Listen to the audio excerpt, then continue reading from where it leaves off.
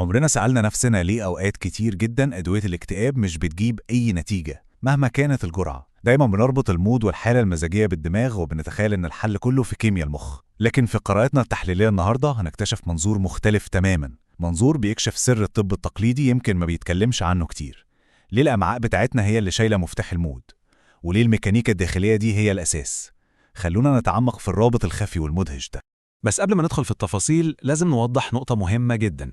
كل المعلومات اللي هنعرضها في التحليل ده مستمدة بالكامل من محاضرات الدكتور ضياء العوضي وفلسفته المعروفة باسم ميكانيكا الجسد. احنا هنا مش بنقدم أي وصفات طبية خالص، احنا بس بننشر وعي علمي وتجريبي من المصادر دي عشان نساعد كل واحد فينا يفهم لغة جسمه ويكون هو طبيب نفسه. القرار النهائي في اتباع أي نظام غذائي هو مسؤولية شخصية تماما.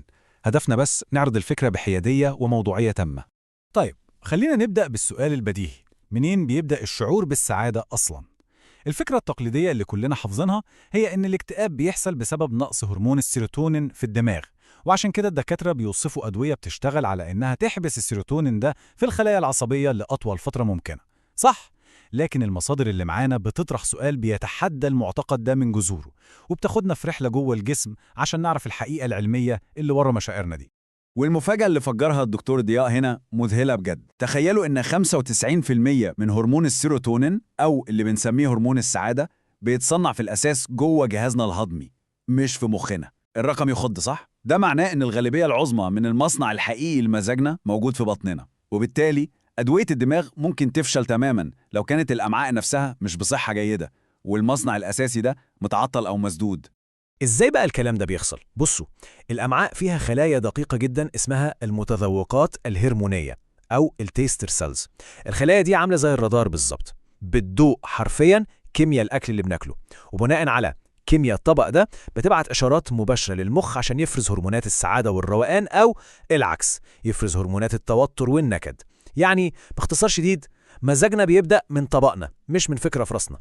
وده بالظبط اللي بينقلنا للمشكلة الأساسية. المصادر بتسمي المشكلة دي ظاهرة الغراء المعوي. الفكرة وما فيها إن في أكلات معينة لما بتدخل جهازنا الهضمي بتتحول لعجينة بيضة لزجة جدا بتسد الميكانيكا الداخلية للجسم، زي ما يكون في صمغ أو بلوك خرساني لازق في جدران الأمعاء وعطل حركة التروس والمواتير الداخلية، وطبعا ده بيمنع أي عملية حيوية من إنها تتم بشكل طبيعي. وعشان نتخيل حجم الكارثة دي خلينا نبص على الرقم ده. 6 متر ده طول الأمعاء في جسم الإنسان. ال6 متر دول هم المينا الرئيسي اللي جسمنا بيستقبل ويمتص منه كل المواد الخام اللي بيحتاجها عشان يصنع مشاعر الفرح، التركيز، وحتى النشاط البدني. تخيلوا بقى لو المينا ده اتقفل واتسد بسبب الغرض اللي اتكلمنا عنه، طبيعي كل حاجة تعطل والمصنع يوقف إنتاج. المثير للاهتمام بجد هنا هو التناقض الصارخ بين شكل الأمعاء السالكة النظيفة والأمعاء المسدودة. على ناحية بنشوف خمالات أمعاء بتلمع وقادرة تمتص الغذاء بكفاءة عالية جدا، وعلى الناحية التانية خمالات مخنوقة ومتغطية بطبقة سميكة ولزجة جدا. المصادر بتربط الطبقة دي باستهلاكنا للدقيق الأبيض المنخول زي الفينو والتوست والمكرونة، اللي بيتحول لغراء بيمنع تماما امتصاص المواد الخام بتاعت السعادة. ومن هنا بتيجي المقولة القوية دي، كأننا بنحاول نشغل عربية تانك البنزين بتاعها فاضي ومسدود في نفس الوقت. التشبيه ده عبقري لأنه بيشرح ببساطة ليه مضادات الاكتئاب بتفشل في حالات كتير جدا.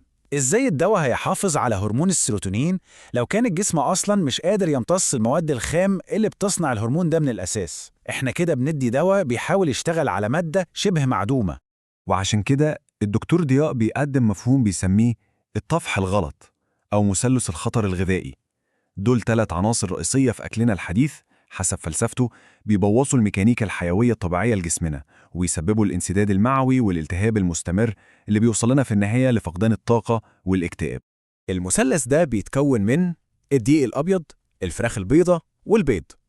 الفلسفة هنا بتعتبر إن ال3 أكلات دول هم المحرك الأساسي لحالة من الالتهاب المستمر في الجسم، وإنهم بيأثروا بشكل مدمر على حركة الأمعاء الطبيعية، وبكده بيحولوا بيئة الجهاز الهضمي من مصنع للسعادة والروقان لمصدر مستمر للتوتر والنكد والإرهاق. لو جينا نفصل دور كل عنصر فيهم هنلاقي إن الدقيق الأبيض بيعمل انسداد معوي مؤقت وبيخلي مستويات الأنسولين تضرب في السماء، والأنسولين العالي ده هو العدو اللدود لهرمونات النمو والنشاط. أما الفراخ البيضاء التجارية فالمصادر بتقول إنها عبارة عن مخزن مضادات حيوية بتعمل شبه الشلل في حركة الأمعاء. وبالنسبة للبيض الدكتور ضياء بيعتبره محفز قوي جدا بيفجر الاستجابة المناعية والالتهاب المستمر، والالتهاب المستمر ده معناه نكد مستمر لأعصابنا. النتيجة المباشرة للشلل المعوي ده هي حالة بنسميها الضبابية الدماغية أو البرين فوج. لما حركة الأمعاء بتقف، الفضلات بتركن والسموم بتبدأ تتسرب لمجرى الدم وتطلع طوالي على المخ. ده بيؤدي فوراً للشعور بفقدان التركيز، التشتت، وأعراض قوية جدا بتشبه الاكتئاب، وكأن في غمامة أو شبورة مغطية عقلنا وبتمنعنا نفكر بوضوح. طيب إيه الحل حسب المصادر دي؟ هل ناخد ملينات ولا نعمل غسيل قولون؟ لا خالص. التنظيف الحقيقي مش بيتم بالملينات التجارية اللي بنسمع عنها. السر الحقيقي لتنظيف الأمعاء موجود في آلية تنظيف ذاتية وطبيعية ربنا خلقها جوه كل خلية في جسمنا. آلية سحرية مش محتاجة أي تدخلات خارجية، بس محتاجة نديها الفرصة عشان تشتغل وتعمل الصيانة المظبوطة. النقطة الجوهرية هنا هي فهم عملية الأوتوفاجي أو الالتهام الذاتي. دي نقدر نعتبرها المكنسة الكهربائية الجبارة اللي جوه جسمنا. المكنسة دي مش بتشتغل غير لما نجوع، لما بنصوم. المكنسة دي بتشتغل وتبدأ تكنس وتاكل الخلايا العجوزة والالتهابات والتليفات اللي سد أمعائنا، وبتحولها لطاقة وأدوية طبيعية من جوه الجسم نفسه عشان تعالج الاكتئاب وكل الخلل ده. متخيلين العظمة؟ والرقم السحري عشان يشغل المكنسة دي بقوتها القصوى هو 20. المصادر بتأكد إن نافذة صيام متواصلة بتوصل ل 20 ساعة هي الزرار اللي بيشغل عملية الالتهام الذاتي دي بفعالية قصوى. الصيام ده بيسمح للجسم إنه يقوم بعملية صيانة شاملة للجهاز الهضمي وينظف الغراء المتراكم اللي كان معطل الميكانيكا كلها. عظيم جدا. بعد ما الأمعاء بتنضف وبتبقى سالكة بيجي دور إعادة التشغيل. بس عشان المصنع يرجع ينتج هرمونات صح محتاجين نغير نوع الوقود تماما. هنا بننتقل لمفهوم الوقود الأصيل، وهي دي العناصر الغذائية اللي الميكانيكا الحيوية بتحتاجها بجد عشان تظبط المزاج وترجع تصنع هرمون السيروتونين من تاني. الفلسفة دي بتسمي الوقود ده الطيبات، وبيشمل إيه بقى؟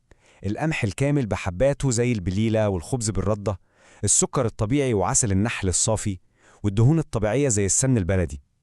المواد الخام دي حسب الشرح هي الأجناسة الشرعية اللي الجسم بيقدر يحولها بمنتهى السهولة لتريبتوفان وسيروتونين وكوليسترول صحي، وهي دي حجر الأساس لبناء الهرمونات المظبوطة. وهنا بقى بنقف قدام رأي مثير جدا للجدل لكنه مشوق في نفس الوقت في فلسفة الدكتور ضياء. بيقول إن السكر الأبيض هو أعظم اختراع وهو وقود الدماغ الأوحد. الفكرة هنا مش إننا نستهلك سكر عمال على بطال، لأ، الفكرة إن السكر النقي لما الكبد بيعالجه بشكل صحي في جسم سالك وخالي من الانسدادات بيبقى ضروري جدا عشان دماغنا تنتعش وتفوق والضبابية تتشال. سكر تصنيع كبدي محترم، مش سكر محبوس بالأدوية. الخلاصة إننا قدام تحول جذري في التفكير بتقدمه المصادر دي. الاكتئاب والمزاج السيء مش نقصه في الحبوب والأدوية، ده في الحقيقة نقص حاد في الوقود مع زحمة مرورية من الفضلات جوه الأمعاء. لو سلكنا المسار ده ونظفناه المخ هينور لوحده من غير أي تدخلات. وعشان نحول الكلام النظري ده لخطوات عملية على الأرض، المصادر بتطرح تجربة اسمها تحدي ال 14 يوم أو تحدي الطيبات. دي تجربة عملية لأي حد حابب يختبر الفلسفة دي بنفسه ويحول الفكرة لعادة يومية عشان يشوف بعينه تأثير ميكانيكا الجسد بشكل مباشر على صحته العقلية والبدنية.